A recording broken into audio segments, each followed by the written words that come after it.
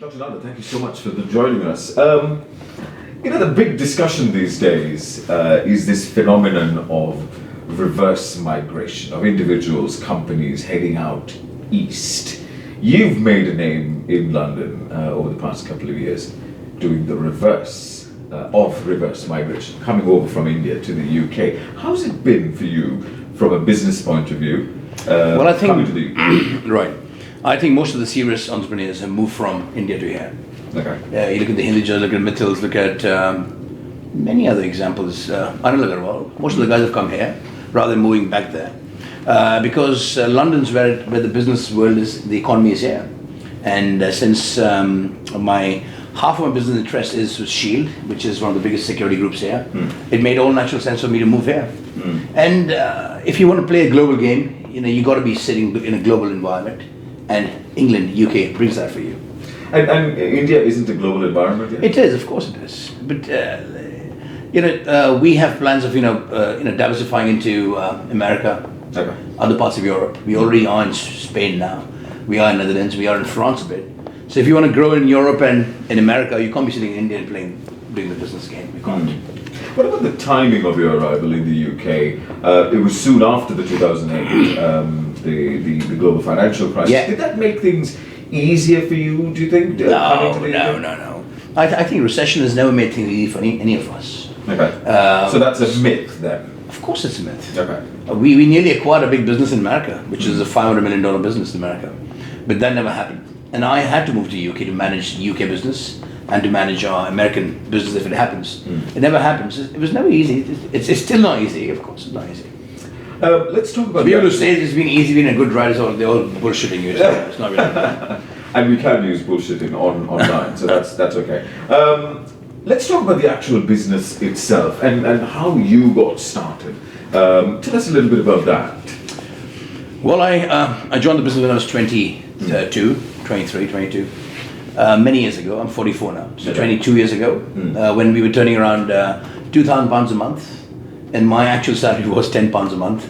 Many people say, no, this is all crap, but that's a fact. I don't have to lie to anyone. Your wife used to work for our business, as you're aware, many years ago when she was 20. So we were just a small business, mom-pop shop, office. We had 7-8 employees. We had no brand, nothing. There was no security in India. How were you headhunted for the business? I was not. It was a family business. Okay, Just joined it. It was sick. So we had restauranting, which I was a restaurateur earlier. And then I decided to move out of the restauranting business because it requires capital. We didn't have capital. So this was a business, I was a service industry. I knew I could make a difference there. I was young. Got into it. And then we turned the whole business around. So those initial days, it was not about selling tops. There was no brand called Tops. It was about selling the concept of security and why and how can we deliver a better service than the other colonels and majors and brigadiers and the gangsters in Bombay. How did you latch onto the concept of security? Well, I've always been into martial arts. So I've been a fighter. I've always been into bodybuilding and being very fit. As we can see. And fighting was a part of my life forever. My father was a major in the army. So I've always been inclined towards security, safety, and it was just a natural, I think, a phenomenon in my life, security, safety. So when we used to have dinner, we used to talk about security. When we had a meeting, we used to talk about the wars and about how India should be more safe and stuff. So it was always part of our bringing. It's always there, security. And that was what 24 years ago. And how's it progressed since then? Well, we are the largest security group in India. We employ nearly 97,000 people there now. Okay. We are the biggest brand. We've been voted as the #1 brand in the country. We work with 9,700 customers today. There's not a single brand in the Indian subcontinent that we don't work with, some way or the other. So we offer end-to-end solutions. Security is just not about man guarding. It's about investigations, consultancy, risk management, business continuity planning, systems, technology, monitoring, dog squads, event security, so there's the IPL or the film fair or the any of the cricket World Cups, we secure it all. And you worked with the Bollywood industry in the 80s and 90s. As long as they can afford us, we work with them. The moment they can't afford us, we move on. They all are friends of mine, so they're good to work with friends. It's a complex business in that when you talk about the investigative stuff, that needs to have some kind of oversight on that, isn't it? I mean, it's easily manipulatable, if that's a word even. Any business is manipulatable, if there's a word. But the thing is, that's why I think a brand or a business's lineage comes into play. So when you work with the tops, you know it's 100% accurate, it's 100% honest. There's nothing which has got anything hidden or something which is wrong or malicious or false.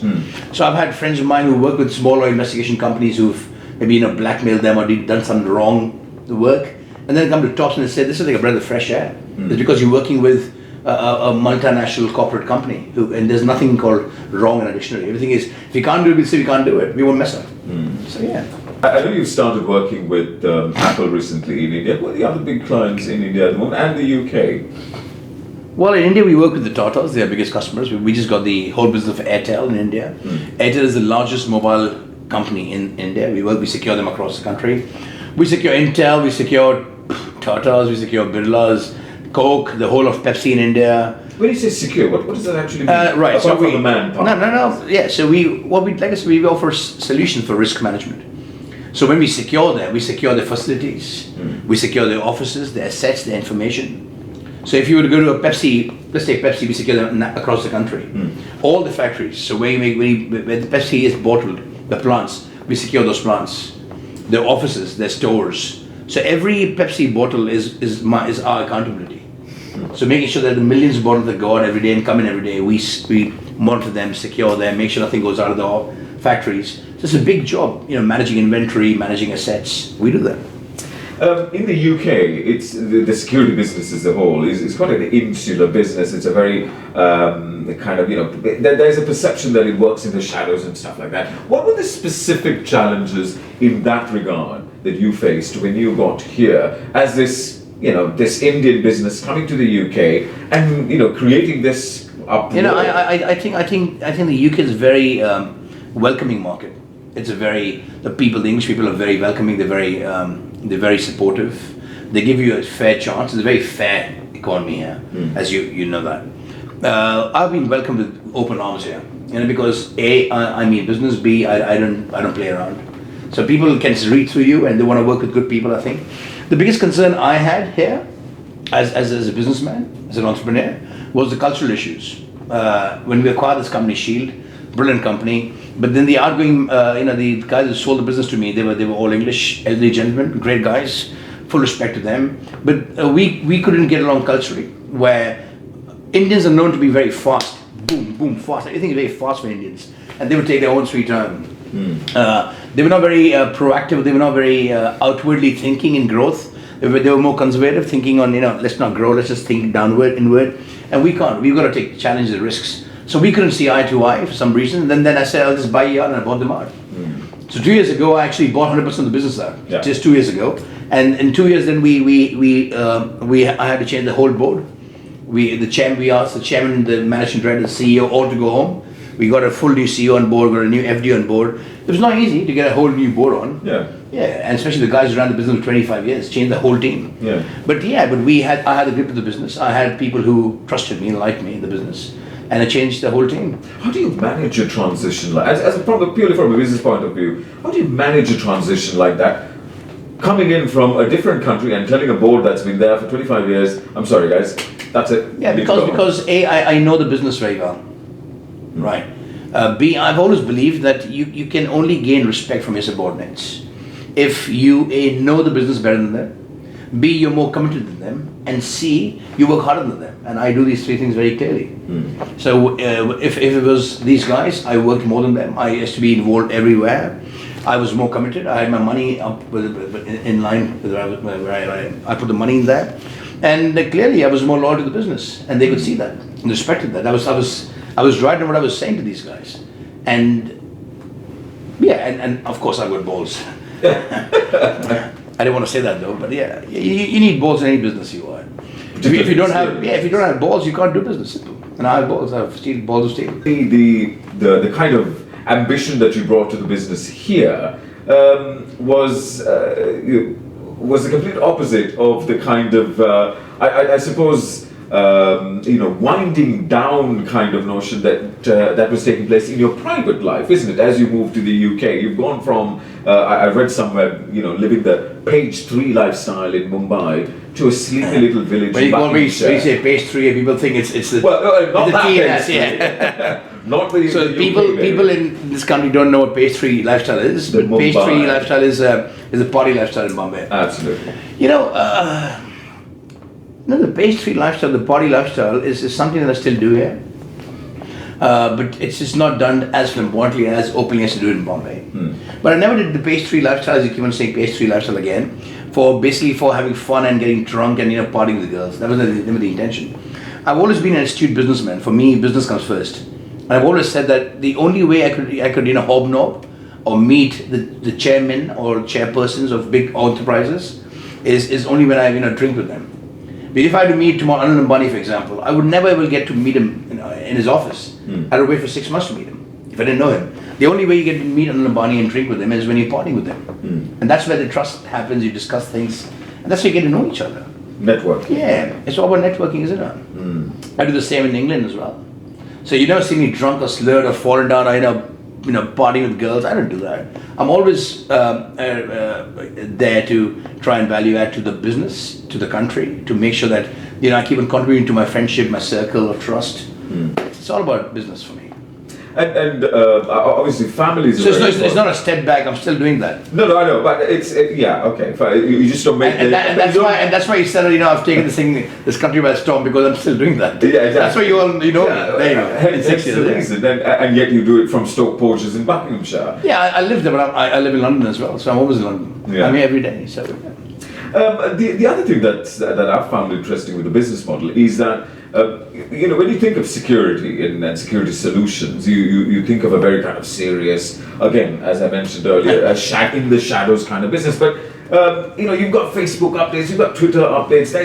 There's a certain kind of glamour that you've infused to the business. Was that a kind of a conscious decision to do that, or that's just you? No, initially when I got into business, I wanted to be different from others. Because in India, everyone in the business was all about shadow people, big mustaches, big pot bellies, majors, colonels. And I said there has to be a different flavor. And slowly this has become a personality where I'm outspoken. I'm somebody you can trust blindly. I have a personality. I'm loud. I love my friends. I love partying. So what you see in Facebook, Twitter, or Instagram now, it's just me. So while I'm also the CEO, the chairman of this business, I'm also Viji Nanda. So I'm also an individual, and I've also got kids, and I still have fun. There's no harm in that. As long as I'm doing my job properly, what I do personally doesn't matter to people. Yeah. 2012, for the first time, Sunday Times Rich List. What does wealth mean to you as a human being? What is honestly, I can give you I can give you a politically correct answer. If you want that, I'll give you an honest answer. No, be as politically incorrect as possible. Well, the politically correct answer is wealth for me is trying to do better for the country, for my people, and that's what we do as well. We do that for our people. We feed nearly 400,000 mouths every day. The employees we have. But that's the politically correct thing. The honest thing for me is wealth is something I don't even know right now, because for me every wealth that I have is in the business. For me, wealth is my business. And someone asked me Rich List that how does it feel to be worth 190 million pounds or whatever, and I said I don't know, because whatever I've earned, I've worked through hard work. I've not been given a single penny from any inheritance. I am a rags to riches story. It's a fact, and I am pretty humble because I've not seen wealth. I live in a good house. I'm fortunate. I have good cars. I have a lovely wife who has got good bags. She's got good shoes. We eat what we want to eat. When you want to eat it, and I've got good friends like you. That's my wealth. But if you say, do you have 10 million pounds lying somewhere? The answer is no.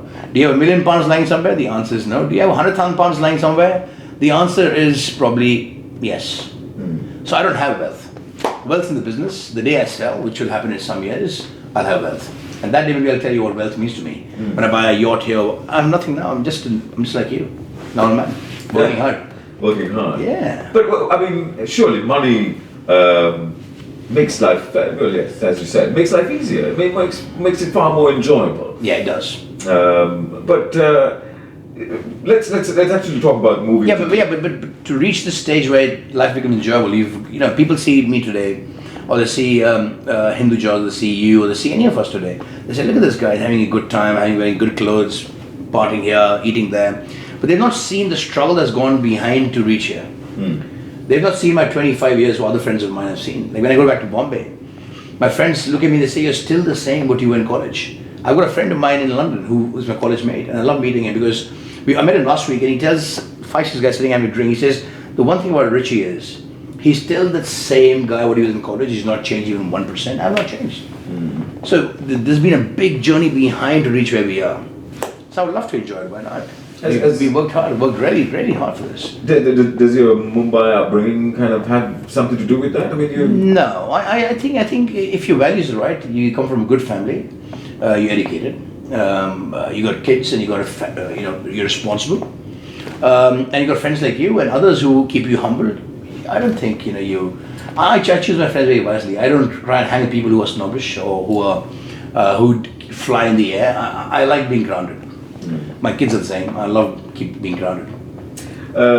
Would you, how much of your wealth, for instance, would they get? And then, what are you teaching them about money and wealth? So and privilege? very good question. This is the first time ever. I've been interviewed thousands of times. No one's asked a question to me. I like the question. So so my oldest girl is 22 now, and I know. No way. Yeah, I know. I was a father at 21, so I had her really young. Friends of mine have kids who are like 7 or 6 or 9 or 8, and mine is 22. Yeah, I love her to bits. So so her, my other girl, who's 19, I've told them that you can't think Shield's just a company for you as a bandwagon, just jump on the board, get a hefty salary, and this is yours. I said no. I said, A, you got to complete education, which they are doing business, brilliant. Second, I said you got to work independently outside my business for 4 or 5 years. So it could be working in Boots, could be working in Tesco, could be working in the library, could be working in H&M, could be working anywhere. I said work for 5 years without me being there. So that's only when you'll appreciate and value what your father's company is. Otherwise, kids who come to the father's company, they think that they own the company. I say, you don't own the company, I own the company. And I've made this company big, you've not. The day you come to the business after 5 years, and if you want to come to the business, then if you value add to the business's revenues and the growth and take it to different places, I'd say you've done some thing there. That's tough. Yeah, it is. So they said, I'm a tough father. I'm very clear that you're not going to come to the business for 5 years. So what does the eldest do now, for instance? She's doing a last year in university, and then she's looking for a job now. Okay. So she wants to get into fashion. So she's looking out for a job, and she's applying to H&M, applying to Boots, applying to everywhere. She has to work on the high street. She has to work, and she doesn't get no perks, no cars, nothing. She travels. She's just like what I was 10, 20 years ago. Goes by train, eats a sandwich for lunch. Normal life she's living. Let's get back to the business per se. Security. One of the things that's happened is that you've established the business in the UK at a time when at least according to George Osborne, the economy's grown and it's recovered, as it were. Has it recovered as a business? Has it recovered? What's the state of the British economy at the moment, do you think? Well, I think we are far better than the other parts of the world. We're far better. I'm not a supporter of the Conservative Party or even Labour. I'm a businessman. I support anyone who's in power. Simple. Someone asked me in Hindi thing. They said, "Which party are you from?" I said, "I'm a Rajput." Do you understand Hindi? Yes. So what is Rajput? I said, "Jiska Raj ke Put." Simple. So I'm a businessman. I'm an entrepreneur. I don't care. But yeah, I think the economy. I think yeah, of course they do. I think the economy is doing well. We are getting out of the mess. We're better than other parts of the world. In Europe, we're better. But if you compare to India, of course, India is far ahead. I'm from India, and the good part for me is that I get to experience both sides of the coin. So I'm also in India in a big way. I'm also in UK in a big way, and both economies are working in tandem for our business to grow. But security, as people believe, and I also believe, security is not recession-proof; it's recession-resistant. So even if you have a big mall, for example, here in England, you still need security for your mall management and for your customer management, consumer management, against terrorism. You need security for many issues there. But even if the mall is to close tomorrow for one reason, you still need some kind of security there. You may need alarms, monitoring, dog response. You may require one man there. So security is not recession-proof; it's recession-resistant, and that's been helpful for us. But in a recession, the mall will close down, wouldn't it? Yeah, but you still the owners still have the land, right? You don't want gypsies coming in and taking the land, do you? You don't want people usurping the land. Okay. You don't want wrong things happening in the property. So you still got value there, millions of pounds. So they're still protected. Yeah. So in the past 4 or 5 years when business recession was happening, our business didn't take off like that. But we've always been stable. We've not gone down, which is brilliant. In the past 2 years since we've taken over Shield, I've taken over Shield, 100%. Shield has grown from £50 million in 2 years ago to £80 million this year. So we've really added £30 million of revenue to the top line. Our EBITDA has grown from £500,000 in 2013 to £2.5 million in 2015 this year. So we've been very focused on the profits. We've moved a lot of our back into India. Okay. There, which has been a big move for Shield, because India's got amazing talent. India's got amazing IT infrastructure there. So we moved all back in there, and it's just been very seamless. It's been brilliant for us. We've done some savings. We've also added a lot of front office staff here. We've gone to different verticals here. So Shield was earlier only a vanilla man guarding company. We've gone into systems, technology, investigations, consultancy, events, bodyguarding in a big way here. So Shield's branched out in a big way. Okay. Earlier we had one office in London. Today we've got, and in the UK we had 2 offices. Now we've got 11 offices now. So we are a national company. Sorry. So all these oligarchs and the Chinese billionaires coming into London. Well, our focus is again corporates. Okay. So we work with most of the corporates, most of the malls. But if the oligarchs and these Chinese businessmen, if they want security, we're there. Okay. We have the best British SAS, the best trained South African ex-military commanders, operatives. You're the best close protection guys in the country. And we do secure many HNIs in this country. If there was one thing that you would change about the business environment in the UK, say the tax environment or whatever it is, what would that be? What would I change in the about UK? the way you'd have to do business, about the things that you need to contend with from a corporate point of view? I think honestly, I think it's, I wouldn't change nothing. I think especially with the Indian community, as they're going to the Indian community, I think so. Yeah. I think it works a lot well for us because the English, I think by nature are very conservative. They're very, I'm not saying they're not ambitious, they are. Don't mix the both things, but they are a bit conservative as well.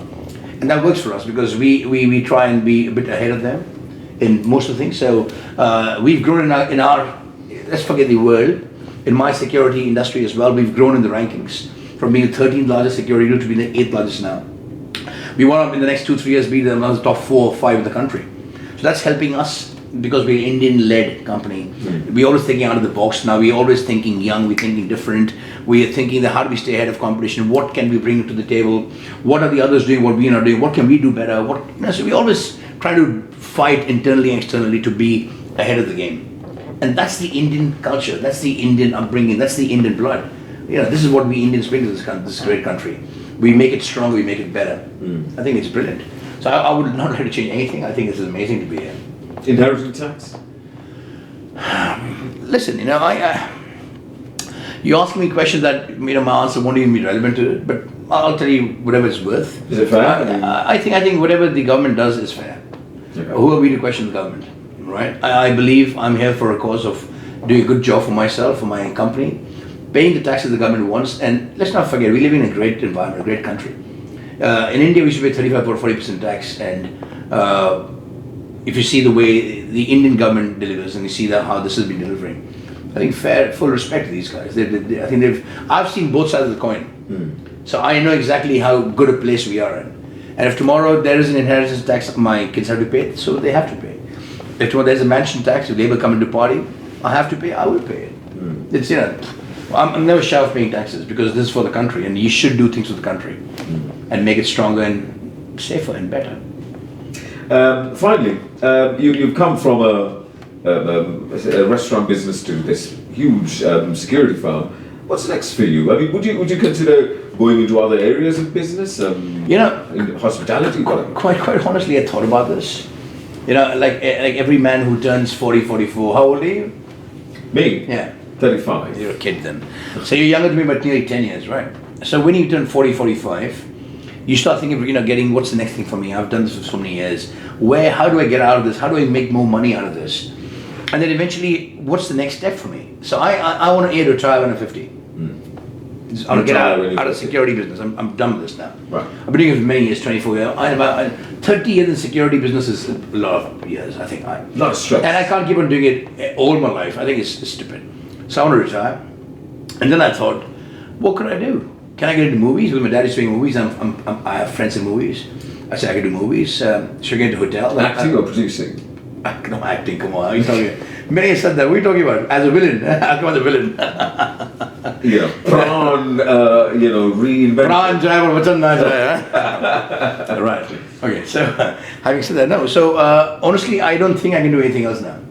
I would love to, if I had to do something, I'll get into movies, I'll get into hotels, and maybe some restaurants. And is that something that you've already started to? No. Give us an exclusive. No. I only do security now. So this is again what separates me from the competition, that we only do security. We eat, live, dream, shit security. That's all we do. We do nothing else. And then, others do other things. We don't do nothing. We just do security. Following Henry Ford's mantra, specialization, and be really good at that.